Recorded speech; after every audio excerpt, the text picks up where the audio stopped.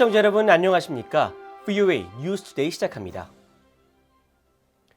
북한이 연일 미사일을 발사하면서 이 긴장을 고조시키고 있는 상황에서 유엔 군축회의에서 한국과 북한이 다시 충돌했습니다.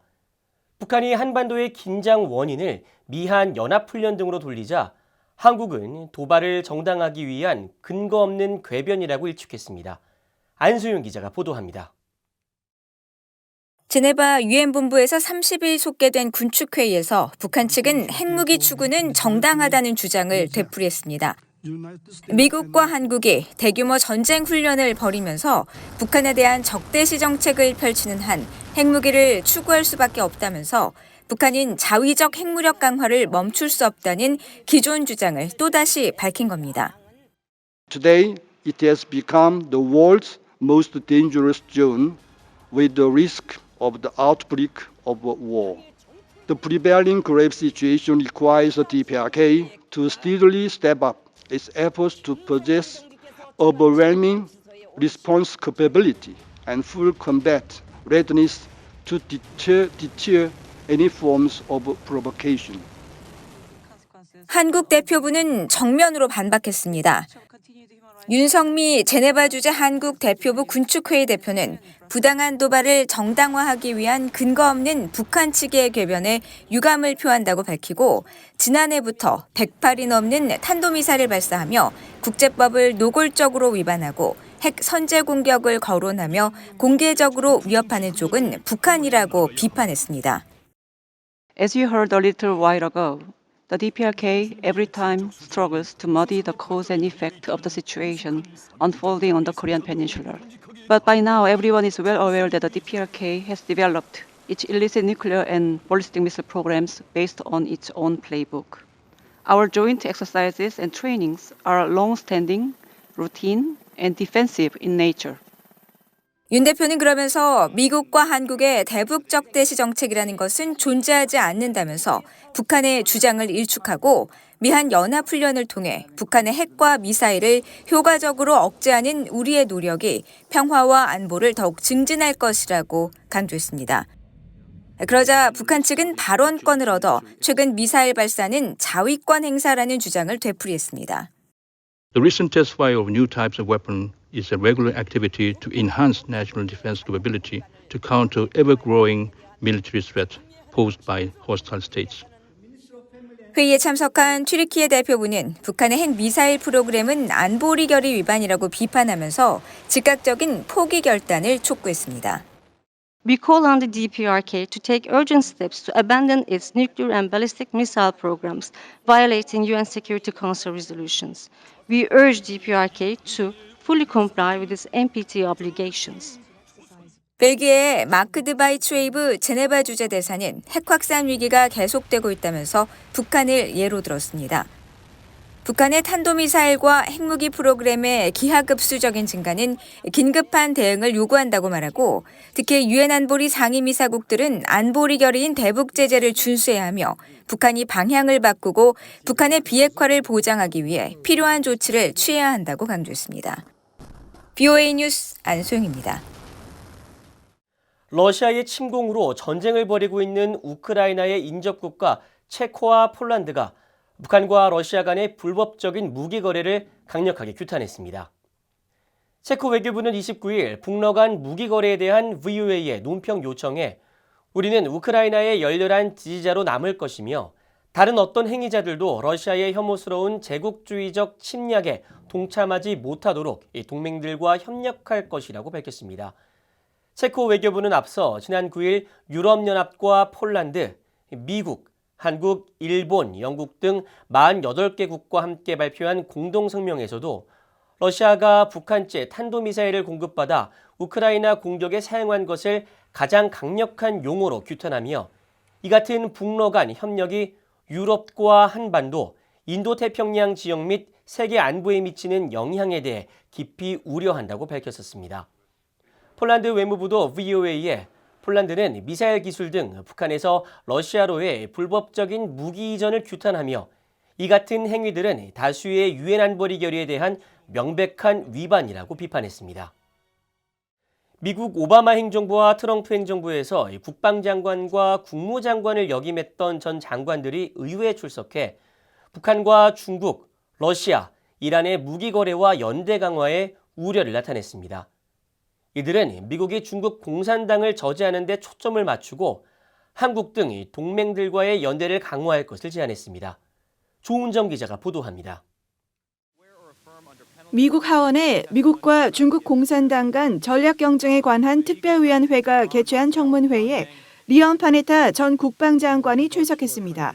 오바마 행정부에서 국방장관을 역임한 파네타 전 국방장관은 세계 각국의 독재자들이 점점 더 긴밀하게 협력하고 있다면서 북러 무기 거래를 포함한 이들 국가들의 무기와 이중 용도 기술 거래 문제를 비판했습니다. The bottom line is we are facing an increasingly aligned group of autocrats around the world. And the fact is that they are now having dual-use technologies that are being spread with Russia, Iran, China, and North Korea.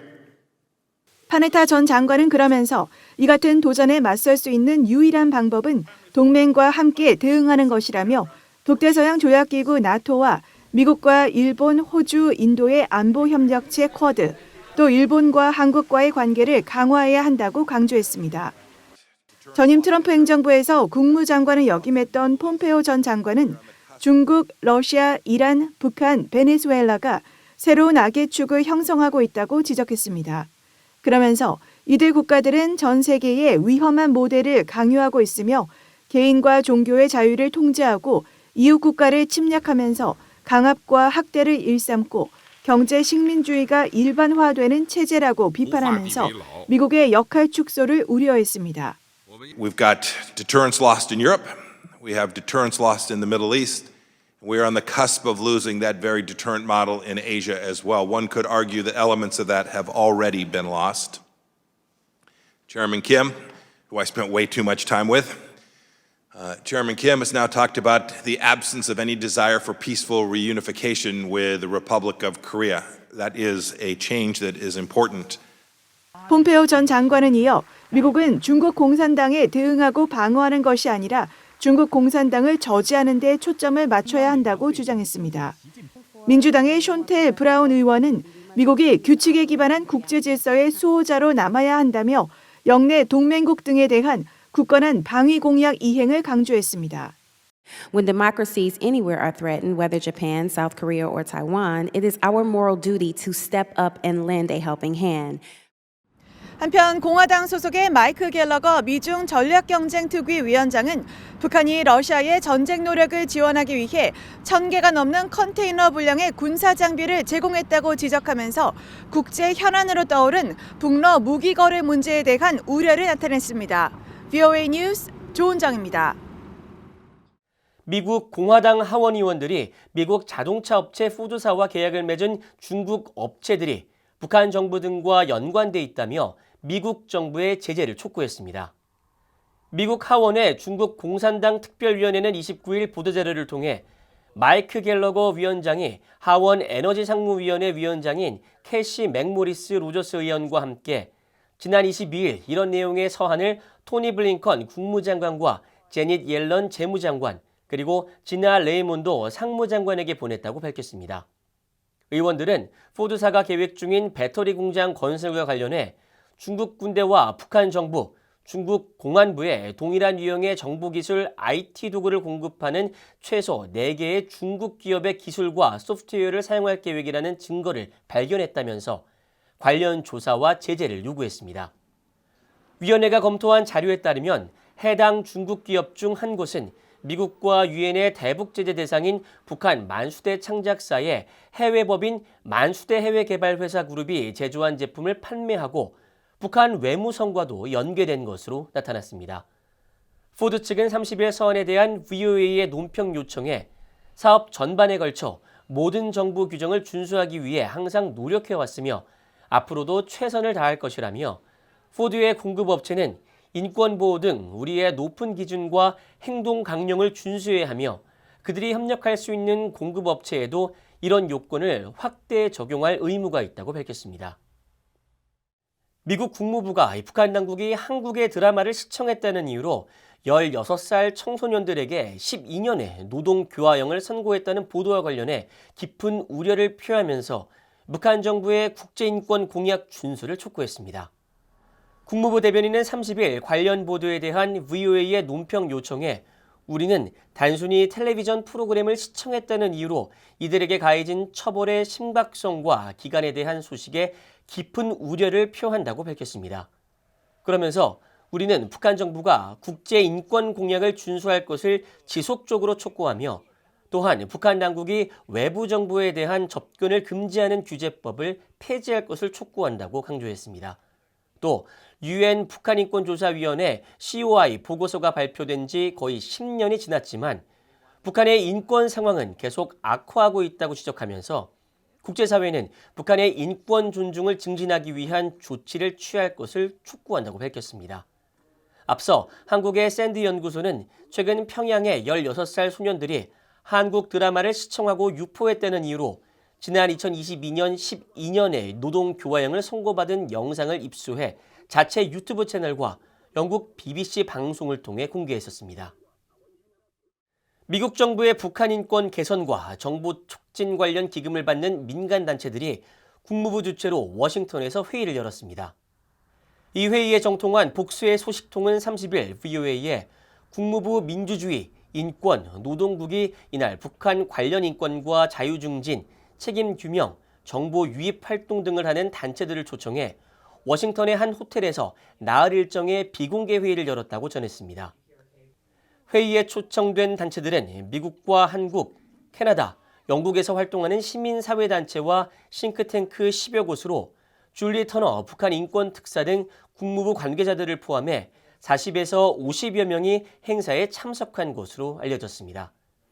국무부는 나흘 동안 이어질 이번 회의에서 미국 정부의 북한 인권 정책과 법적 책임 규명, 해외 파견 북한 정보기술 IT 근로자 관련 정책을 설명하고 미국 정부 지원 기금의 우선순위와 수혜단체들의 프로젝트 소개, 북한 인권 증진을 위한 효과적인 옹호 활동과 성공 사례를 공유할 것으로 알려졌습니다. 앞서 국무부 민주주의 인권 노동국은 지난해 12월 발표한 기금 공고에서 북한 안팎으로 객관적이고 독립적인 정보의 자유로운 흐름을 촉진하는 활동에 최대 150만 달러, 북한의 인권과 기본적 자유 증진을 위한 활동에 최소 10만 달러에서 최대 125만 달러를 지원한다고 밝혔습니다. 이상으로 VOA 뉴스투데이를 마칩니다. 시청해주신 여러분 고맙습니다.